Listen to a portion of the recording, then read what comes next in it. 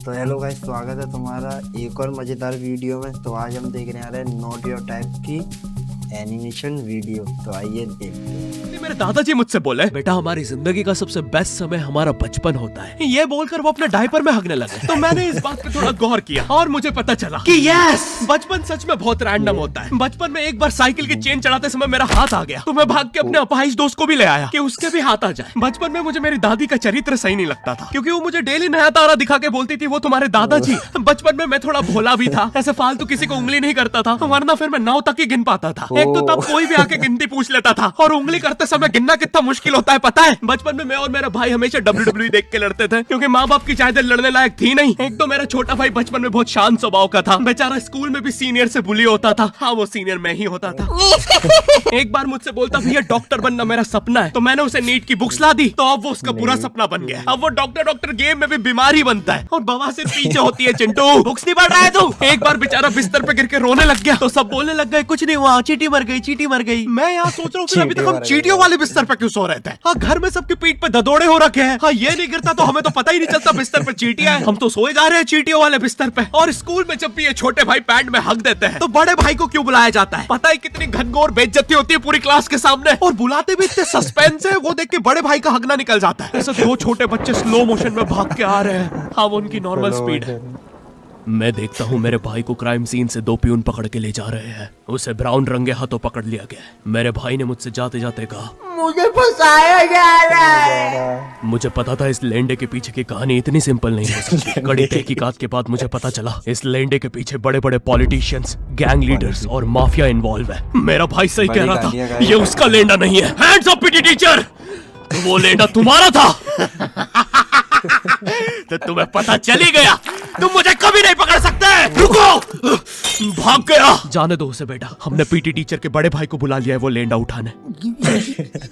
लेंडा आपके नजदीकी सिनेमा घरों में पड़ा होगा, तो देख के पैर रखना। ये चैनल पे जितने भी अजीब और गरीब चीजें तुम देखते हो, ये मैं और मेरे भाई की लाइफ में हमेशा होती रहती है, और इसलिए हमने ये चैनल नॉट योर टाइप बनाया था। मेरे भाई ने कहा तू बोल, और मैं एनिमेशन करता हूँ, और लो बन गया नॉट योर टाइप। आपके अरे अभी भी लेंडा लगा हुआ है। बचपन में बोले जाता था कि तुम जितने दांत तकिए के नीचे रखोगे तुम्हें उतने ही रुपये मिलेंगे। तो मैंने दादी की 32 रख दी, तो मुझे 32 रुपए मिले। वो 32 7,000 की थी। जो पिटा हूं ना मैं घर पे, साली स्कैमर दांत वाली परी चांदी का दांत ले जाके 1 रुपया देती है। दांतों से याद आया, बचपन में सब सूखा बॉर्नविटा खाते हैं क्योंकि दांत दूध के होते हैं। ठीक है, ये वाला जोक हटा दूंगा। बचपन में मुझे चुड़ैलों से बहुत डर लगता था। एक बार मुझे चुड़ैल के पैर के निशान दिखे, तो मैं उल्टा भागा, पर फिर मैं चुड़ैल के ही घर में आ गया। हाँ, मैं पट्टी में भूल गया था उसके पैर उल्टे होते हैं, तो फिर मैंने सोचा इसका पीछे से सर फोड़ देता हूँ। सर फोड़ने गया तो वो उसका मुंह निकला। फिर से भूल गया कि साली चुड़ैलों के बाल भी मुंह पे होते हैं। आदमी को पता चले तो चले कैसे। जब मैं छोटा था, नींद में बिस्तर भी बहुत गीला करता था। मेरी मम्मी हमेशा गुस्सा करती थी कि सोने से पहले सुसु किया कर। अब उन्हें कैसे बताऊं, फिर गीले बिस्तर में मुझे नींद नहीं आती। बचपन में मुझे गुस्सा भी बहुत आता था, तो मेरी मम्मी ने मुझे एक रेड स्टोन की अंगूठी पहना दी, और सरप्राइजिंगली उससे मेरा गुस्सा इतनी जल्दी उतरने लग गया, क्योंकि अब मैं जब अंगूठी पहन के लोगों को पीटता था तो गुस्सा इतनी जल्दी शांत होता था। वैसे ये अंगूठी मुझे एक बाबा जी के आश्रम से मिली थी। जब मैं वो आश्रम में गया था, वहाँ एक बहुत ही हॉट सी बंदी मुझे देख के बार बार स्माइल करे जा रही थी, तो मैंने भी मौके पे चौका मारा और जल्दी से अपना नंबर पेपर पे लिख के उसकी तरफ फेंक दिया। वो बंदी ने भी बड़े प्यार से मेरा नंबर उठाया और खा लिया।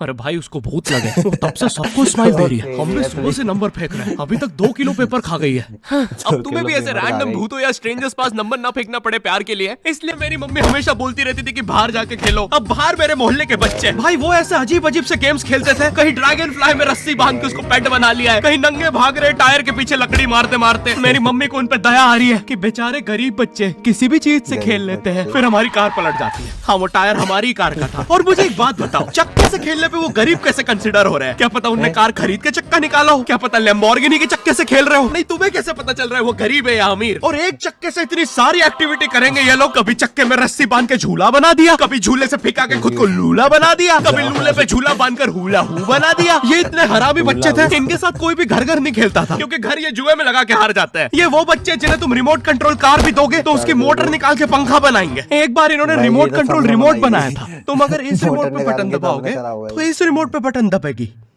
बस।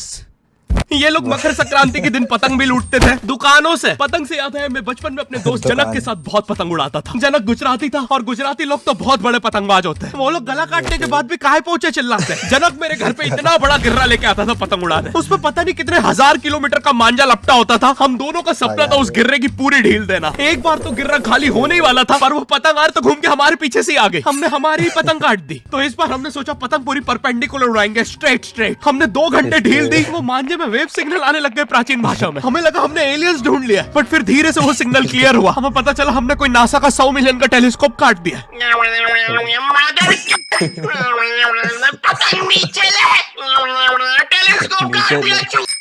नासा का टेलीस्कोप जैसे ही नीचे गिरा बच्चों से पहले विसरो ने लूट लिया। बहुत वियर्ड था, इतने सारे बुड्ढे छत कूद के भाग रहे थे। एक तो जनक के मांझे में इतनी सारी गठाने होती थी, वो मांझा इतना भारी हो जाता था। हम चौथे माले से पतंग उड़ा रहे, वो दूसरे माले पे उड़ रही है। बचपन में बोला जाता है किसी भी स्ट्रेंजर से बात नहीं करते, तो फिर मैं इशारे करता था। तो फिर दादी मेरे चरित्र पे सवाल उठाती थी। दादी से याद है पुराने जमाने में एंटरटेनमेंट के लिए कुछ होता नहीं था, तो लोग 7-7, 8-8 बच्चे पैदा कर लेते थे ताकि उन्हें जायदाद पे लड़ता देख मजे ले सके। मेरे पापा के 5 भाई और 4 बहनें हैं, टोटल 9 बच्चे। मेरी दादी ने जिंदगी के 9 साल बस बच्चे दिए। दादी ने 9 साल तक पेट में इतनी लातें खाई है, उनके अंदर से एब्स आ गए थे। मेरी दादी लिटरली अंदर से टूट चुकी थी। उनका इतनी बार ऑपरेशन हो रखा है, उनको डॉक्टर ने टाकों की जगह चेन लगा दी थी। भाई आज के जमाने में तो इतने बच्चे कोई पैदा नहीं करता, उल्टा अबॉर्शन करवा लेते हैं। और यस मैं अबॉर्शन बोलूंगा क्योंकि मुझे जेल नहीं जाना। एक तो इंडिया में भी अबॉर्शन करवाना लीगल है लेकिन बच्चे का जेंडर जानना इलीगल है। मतलब तुम मार तो सकते हो लेकिन किसे मार रहे हो ये पता नहीं कर सकते। तो देखो अब रिस्क कितना बढ़ गया। क्या पता अंदर शेर बैठा हो या कोई बड़ा गैंगस्टर, क्योंकि तुम्हें तो पता नहीं है तुम किसकी सुपारी दे रहे हो। क्या पता वो अंदर बंदे लेके बैठा हो। बचपन में सबके मम्मी पापा डराते हैं मस्ती मत करो वरना बोर्डिंग स्कूल भेज देंगे। और मुझे बोर्डिंग स्कूल से इसलिए डर नहीं लगता था कि मैं वहां जाके अपनी फैमिली से दूर हो जाऊंगा। मुझे बोर्डिंग स्कूल से इसलिए डर लगता था क्योंकि वहां पे वो बड़े दांतों वाला ईशान अवस्थी होता है। मैंने पहली बार जब तारे जमीन का ट्रेलर देखा था तो उसमें वो पागल बच्चे ने आतंक मचा रखा था। फिर मैंने मूवी का नाम पढ़ा तारे जमीन पे। मुझे लगा बिछाए होंगे इस पागल को पकड़ने के लिए, शॉक वॉक देना होगा तारों से। इसके तो दांत भी इतने बड़े हैं, सारी तारे काट देता होगा। मुझे ट्रेलर देख के लगा कोई एक्शन मूवी है, आमिर खान जोकर बना हुआ है। मुझे लगा यही तारों का जाल बना के पकड़ेगा पागल को। हाँ ट्रेलर देख के तुम्हें क्या ही समझ में आएगा। एक शॉट में आमिर खान बोल रहा है आपके बच्चे को डिसलेक्सिया है, फिर अगले ही शॉट में जोकर बन के बड़ा मछलियाँ उड़ती क्यों नहीं। फिर मुझे लगा ये शायद अपने ही माँ बाप को बोल रहा था। और दया तो मुझे उस लंगड़े बच्चे पे आती है जिसके बगल में ईशान अवस्थी को बिठा दिया था। वो बेचारा उठ के भाग भी नहीं सकता। और मैंने तो सुना था बोर्डिंग स्कूल में बस नॉटी बच्चे जाते हैं, तो फिर इस बेचारे गाय से बच्चे को क्यों यहाँ भेज के रखा है। कहीं ऐसा तो नहीं इसके पहले पैर थे और ये बहुत मस्ती करता था तो माँ बाप ने पैर तोड़ के इधर भेज दिया। बस भाई मेरा हो गया आज। चलो गाइस बाय, आज के लिए इतना ही। मिलते हैं किसी नेक्स्ट वीडियो में।